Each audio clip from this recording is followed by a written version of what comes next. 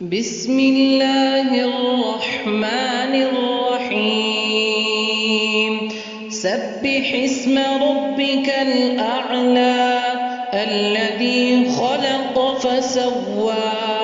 والذي قدر فهدى والذي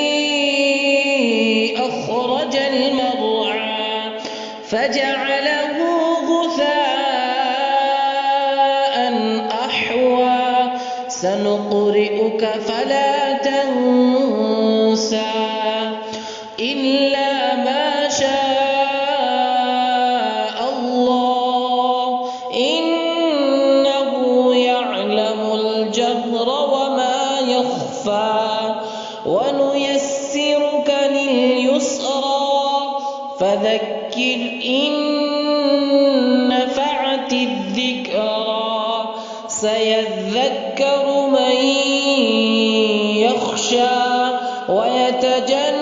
ويتجنبها الأشقى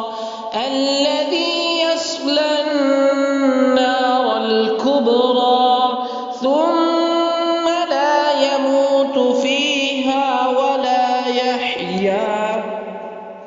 قد أفلح من تزكى وذكر اسم ربه فصلى بل تؤثرون الحياة الدنيا والآخرة خير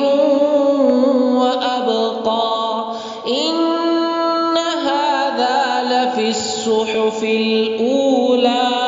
صحف إبراهيم وموسى